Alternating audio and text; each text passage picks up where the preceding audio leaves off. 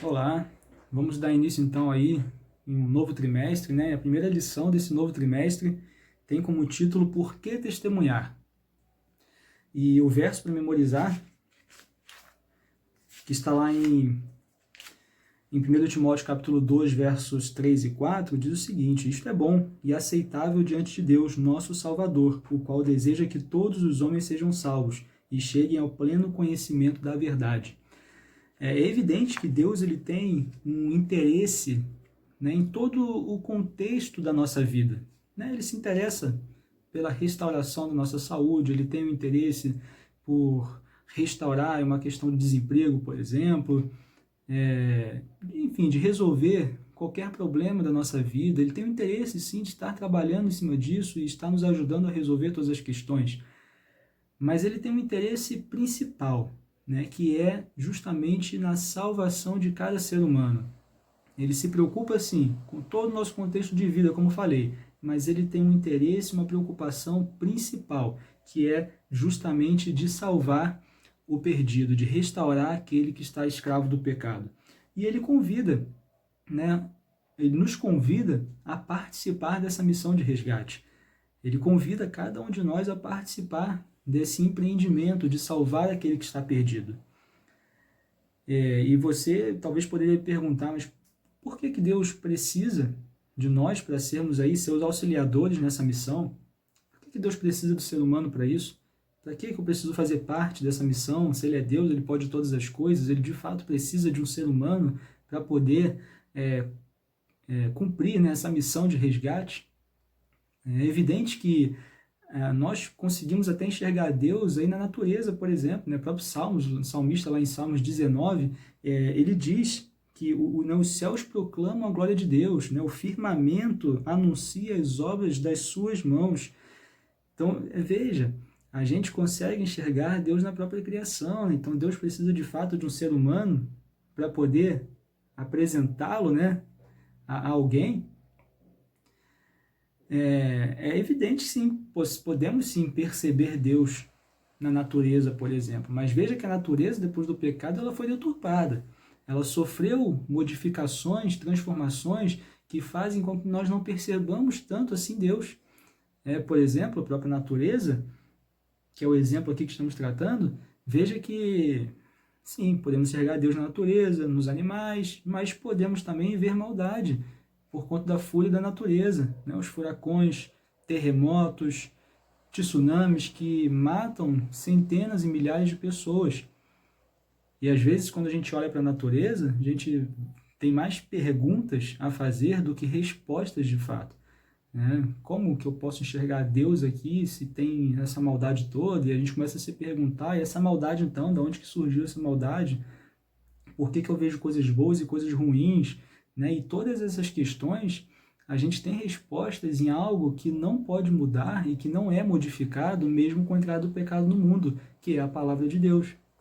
A palavra de Deus, ela não muda. E apesar dos anos de pecado, dos anos de degradação dos seres humanos, a palavra de Deus ela é uma e ela não muda. E aí entra a nossa participação de apresentar essa palavra às outras pessoas, justamente a palavra na qual que revela a pessoa de Cristo Jesus. E apresentando a Cristo Jesus, né, nós estaremos então levando essas pessoas a Jesus, que é o intermediário entre Deus e a humanidade. Então nós temos sim um papel muito interessante e é um privilégio para nós participarmos desse empreendimento, né, de salvar aquele que está perdido. E precisamos então ter a compreensão de que sim, nós temos um papel fundamental nessa missão. Não que Deus não pudesse resolver de outra maneira, não que Deus não pudesse enviar os seus próprios anjos para resolver esse problema de levar a mensagem, mas Ele nos privilegia, né? Ele nos dá de presente essa possibilidade de participação nessa missão de salvar aquele que está perdido. E veja que a lição aqui ela nos traz uma parte interessante, né, como se estivéssemos perguntando a Deus, né, como está seu dia? como que o Senhor está passando, né? Que estivéssemos perguntando para um amigo e Deus nos respondendo, né? Que, bem, meu dia está muito ruim, está muito triste porque tem problemas no mundo, tem fome, tem miséria, tem violência, tem mulheres sendo vendidas como escravos, crianças sendo abusadas, enfim, mostrando um panorama da tristeza que Deus deve sentir quando vê toda essa maldade assolando a humanidade. Mas existe uma coisa que alegra a Deus, que é o resgate de uma pessoa que está perdida, que é a libertação de um ser humano da escravidão do pecado. Isso traz alegria a Deus. E essa deve ser também a nossa alegria. Essa deve ser a nossa alegria, né? Não só de nós também ficarmos felizes pela salvação e também ficarmos felizes porque Deus está feliz com a salvação de alguém, né? Quantas vezes nós já ouvimos, né, que os céus eles fazem uma festa quando um pecador ele se arrepende dos seus pecados e se entrega a Cristo Jesus. E nós precisamos sentir essa mesma alegria, precisamos sentir essa mesma animação, esse mesmo sentimento quando vemos algum pecador se arrependendo e se entregando a Cristo. Eu gosto muito de jogar no videogame, né? E gosto muito de jogo de futebol, principalmente. E quando eu estou jogando, então, antes de jogar com alguém, eu dou uma treinada. E quando eu estou jogando e venço uma partida, eu pulo do sofá, dou um soco no ar, vibro, parece que eu estou ganhando ali sozinho uma Copa do Mundo, né? De tanta alegria que eu sinto.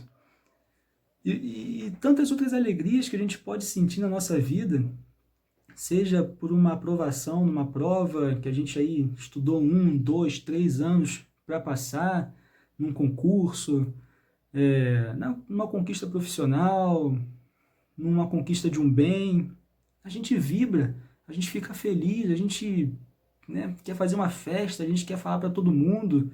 E por que a gente não sente essa mesma alegria quando a gente vê um pecador se arrepender dos seus pecados e se entregar a Cristo Jesus? Por que a gente não sente essa alegria? Talvez a gente não sinta essa alegria porque a gente não tem o mesmo empenho como a gente se empenha para outras conquistas. Né? Como eu citei aqui, uma prova que as pessoas às vezes demoram mais de ano para passar numa prova, tenta 1, 2, 3, 4 vezes e passa, e quando passa, a alegria parece que é proporcional ao empenho que ela teve. Né? Se empenhou tanto e a alegria ela vai ser tamanha, tanto empenho. Talvez a gente não se alegre tanto na conversão de alguém porque nós não estamos nos empenhando, de fato, nesse trabalho.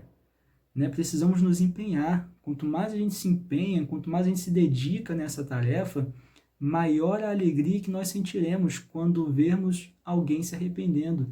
Ainda mais quando, de fato, nós tivermos uma participação direta nessa conversão. É uma alegria que não dá para explicar quando isso acontece. Certamente aquele que já teve a participação na conversão de alguém sabe o que eu estou dizendo, sabe a alegria que é de ver alguém se entregando a Jesus depois de tanto empenho ali que você teve, paciência, explicando, orando, pedindo ali o auxílio de Cristo, o Espírito Santo, enfim. E quando essa pessoa ali, ela se entrega a Jesus, se arrepende dos seus pecados, a alegria é imensa. A alegria é imensa.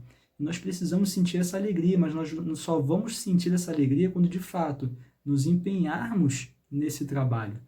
Se nós não estivermos empenhando tempo e canalizando os nossos esforços para conquistas pessoais apenas, né, somente essas conquistas pessoais elas nos trarão alegria, nos trarão aí uma felicidade que talvez não seja uma verdadeira felicidade. Mas de tanto empenho que nós temos naquilo, nós vamos festejar e vamos querer falar para todos dessa conquista. E vamos continuar não sentindo essa mesma sensação ao ver um pecador se convertendo.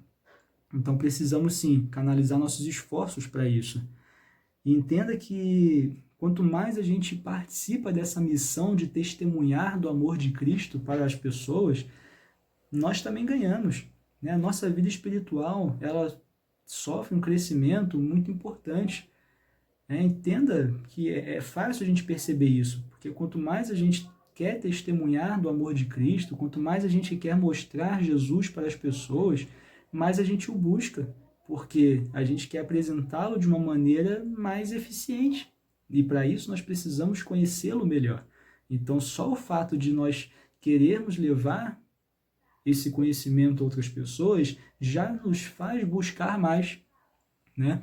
Já nos faz orar mais para que Deus nos capacite nessa missão. Já nos faz também pedir mais o envolvimento do Espírito Santo para nos ajudar e também para tocar no coração daquela pessoa que estará recebendo essa mensagem.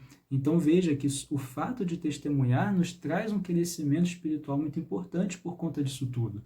Então nós também saímos ganhando de alguma maneira nessa missão, né? E precisamos então aí levar a Cristo Jesus para outras pessoas. Agora, nós estaríamos sendo pessoas muito egoístas, né, se guardássemos para nós esse conhecimento.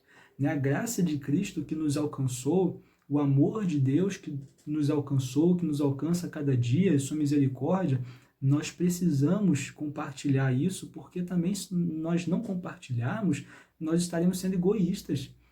Né? Nós não podemos ser egoístas a ponto de guardar para nós todo esse conhecimento, todo esse amor, toda essa misericórdia, toda essa graça de Cristo. Precisamos levar adiante, precisamos mostrar para as pessoas. Agora perceba que nós podemos ser egoístas não levando esse conhecimento, mas também podemos ser egoístas levando esse conhecimento. E você me pergunta, Daniel, agora eu fiquei confuso. Se eu não levo, se eu guardo para mim, bem, eu entendo que eu estarei sendo egoísta. Mas como eu serei egoísta também levando esse conhecimento? É simples compreendermos, né? Tudo vai depender da motivação, do que nos faz, a motivação que nos move a levar a mensagem, a testemunhar de Cristo Jesus. Né? O que me motiva para participar dessa missão? Eu posso muito bem querer participar dessa missão para ganhar possíveis pontos com Deus, né? Dizer assim, Senhor, estou aqui fazendo a minha parte, hein? Eu estou aqui fazendo a minha parte na missão, levando a sua mensagem, não esquece de mim não, hein? Então veja que é um motivo egoísta, né? Eu estou pensando em mim, né? Em possíveis favorecimentos que eu terei de Deus por estar participando dessa missão. Eu cresci ouvindo que quanto mais pessoas nós levássemos para Cristo, mais estrelas na nossa coroa nós teríamos quando recebêssemos lá no céu uma coroa, né? Mais estrelinhas teríamos na nossa coroa, né? Representando cada pessoa que nós estaremos levando a Jesus. E eu posso muito bem simplesmente querer fazer, participar dessa missão para ganhar mais estrelinhas, né? Para chegar no céu lá e ter a coroa com mais estrelas de todo mundo, né? E então isso estaria sendo um motivo egoísta, né? Então eu faço isso, eu participo da missão, mas com interesses, né? De ter a coroa mais estrelada, né? De ter favorecimentos de Deus, porque eu estou participando, eu estou fazendo a minha parte. O que deve nos mover na participação dessa missão é o amor. O amor para com Deus, o amor para com o próximo. Isso deve nos motivar, isso deve nos mover a entrar nessa missão de resgate. Se não for essa motivação, não serve. Né? Não serve. A motivação conta. A motivação ela é importante. Nós precisamos estar movidos pelo amor. Um amor desinteressado, um amor que faz, que se empenha, que leva a mensagem não esperando nada em troca, não esperando ter favorecimento de Deus, não esperando ter uma coroa mais estrelada, não esperando ter fama, enfim, né? É um amor que nos move, o amor que deve nos mover.